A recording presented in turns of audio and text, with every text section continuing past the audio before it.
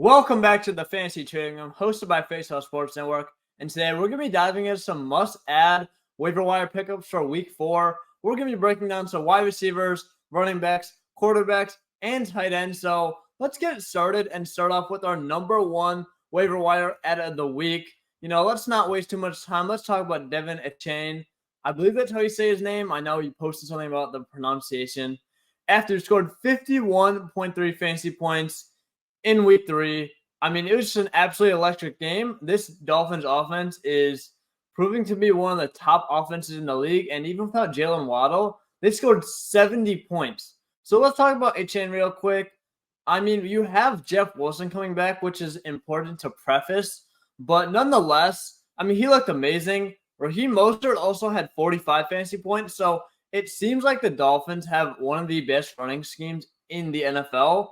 So not only is Mostert eating, he's already rostered on most teams, but Shane's eating as well. And while I really like Mostert, I think he is going to see a lot of work this whole year. Achane has the trajectory to be used even more near the end of the season because he's a rookie. So with Achane, he's not a 3-down back due to his size. He is very electric and fast, but he doesn't have the build to play every single down. Raheem Mostert is getting a lot of the passing work as well.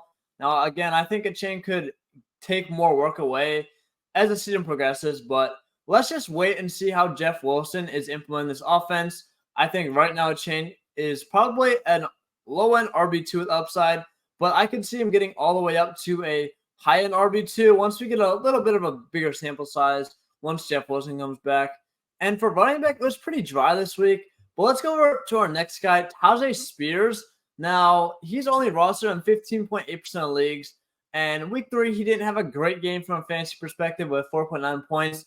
But what's important to note is he had more snaps than Derrick Henry for the second time this season. In more games, has Spears had more snaps than Henry, and that's extremely concerning for Henry, but also kind of a sign that if something were to happen to Henry, Spears is going to be a league winner. Or if the Titans continue to struggle, they trade Henry because he's 30 years old. It doesn't really make sense to keep him on the roster.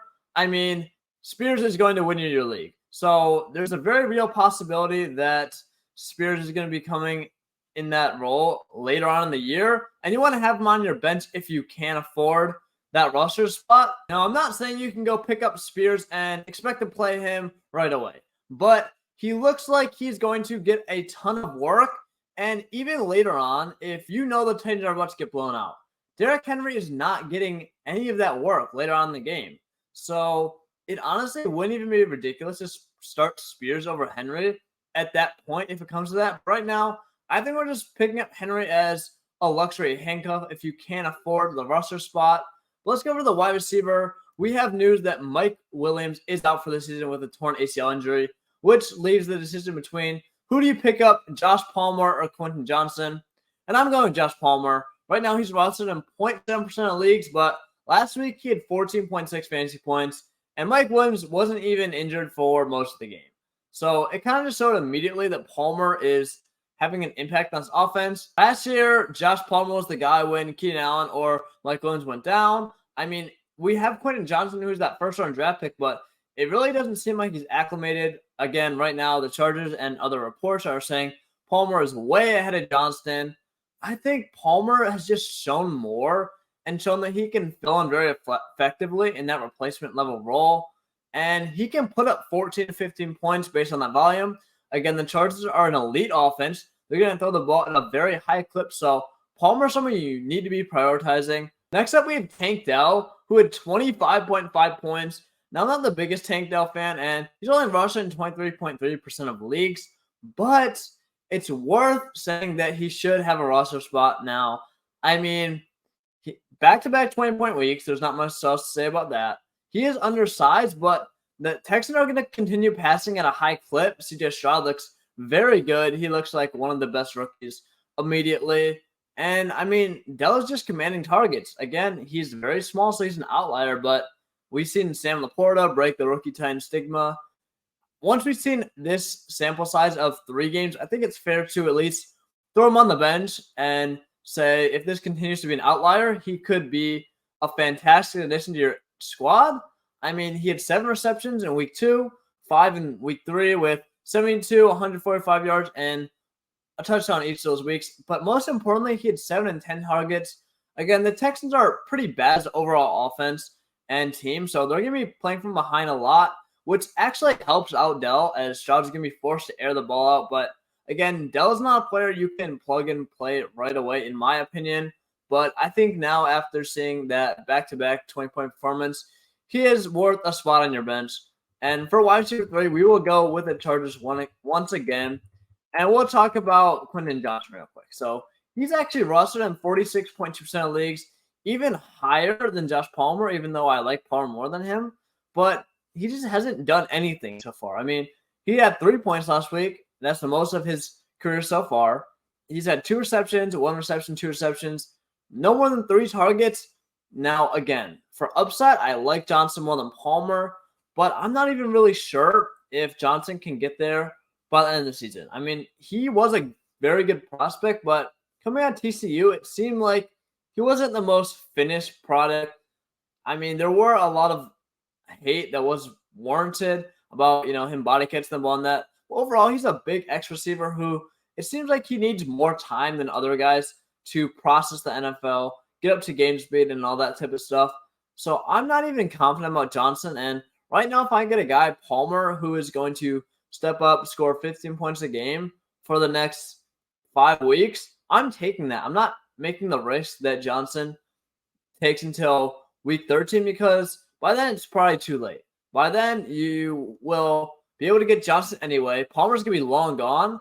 So it's not really worth the risk, in my opinion, when you're probably going to be able to get Johnston later on.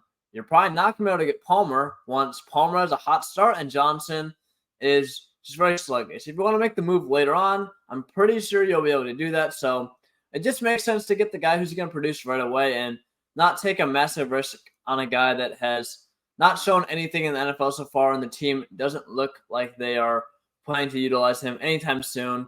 Well, let's go over to tight end real quick. And tight end 1, we have Luke Musgrave. He's continued to look fantastic. This is the year of the rookie tight end. I mean, he had a solid week 1 performance, disappointing week 2, but week 3 he came back with 10.9 fantasy points. He had those 8 targets, which is very showing. Now, Christian Watson is out, and I expect him to eat a lot of these targets up once he finally comes back. But the bottom line is Jordan Love looks really good. Now, again, last week he didn't have a great week from a real-life perspective, but he's throwing the ball at a high clip. The Packers aren't a great team, but they're staying in games, so it makes it competitive, gives him a lot of opportunity, and they're not really blowing anyone out. So they are forcing Jordan Love to throw the ball a good amount, which really helps Musgrave in the passing volume of this offense. Again, in tight ends, it's kind of impossible to predict at some point. So once you're getting to these low-end tight end ones, just chase the volume, and we see a guy get 8 targets in week 3. Sign me up. He's a good player. And then let's go over to Jake Ferguson. I talked about him last week as well, but he's still only rostered under 20% of leagues after 10 points last week and 9.8 this week. He's showing that in the Cowboys offense, which has a historically good scheme for tight ends, he's fitting in quite well. 7 targets this week. He's expanding his role even more. So, yes, I mean, he only had 11 yards the first 2 weeks, but now he kind of really showed that step up into 5 catches, 48 yards, 9.6 yards per catch, and 7 targets. So this is a really big week for Ferguson. I know it was a hard week losing against the Cardinals. The bottom line with Ferguson is commanding targets at a high rate in this good Cowboys offense that likes to use their tight end. So if he's not on your roster already, be sure to pick him up, because with the rate things are going, he's about to have a big breakout week in one of the next coming weeks, and you're not going to be able to get him anymore. Let's talk about CJ Stroud real quick. He's rostered in 11.2% of leagues and just had another great week with 20.6 fantasy points. Now, last week he had 21 fantasy points, and people are saying, oh, he threw the ball 47 times. That's not predictive. Well, this week he goes out and only throws it 30 times and racks up 20 fantasy points.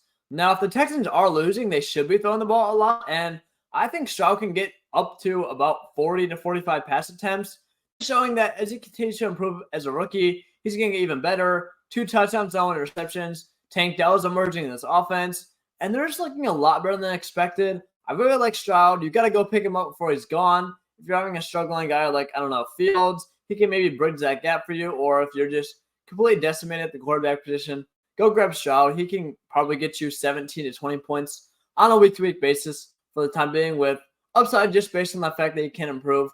And this guy, we talked about him last week, but Jordan Love, he's still rostered at under 50% of league. So just want to put out a PSA to go pick up Jordan Love. Right now, he's a top 5 fantasy quarterback, averaged 24.3 points last week, and he's averaged over 20 points for the whole season.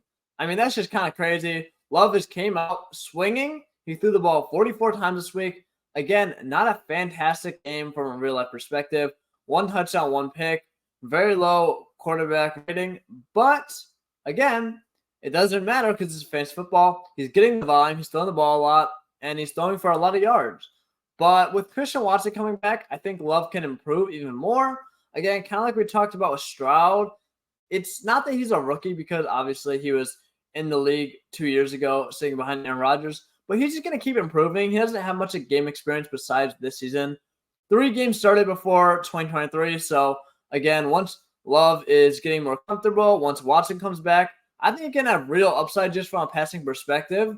But again, there's not too many big moves to make this week besides Achane. I think it would be very, very good to pick up guys like Palmer, Tank Dell, and Johnson. But again, I'm not really sure any of these guys are must plug and plays besides maybe Josh Palmer. But other than that, this was still a big week for fantasy football. We have Achane popping off. I know he was rostered in almost no one's league. I had Mostert, so I'm going to hopefully go and grab Achane. But again, thank you so much for watching the Fantasy Trading Room. If you enjoyed these shorter style videos, we do these waiver wire videos every single Tuesday to help you prepare for your fantasy football week. But again, thank you so much for watching, and I'll see you guys in the next video.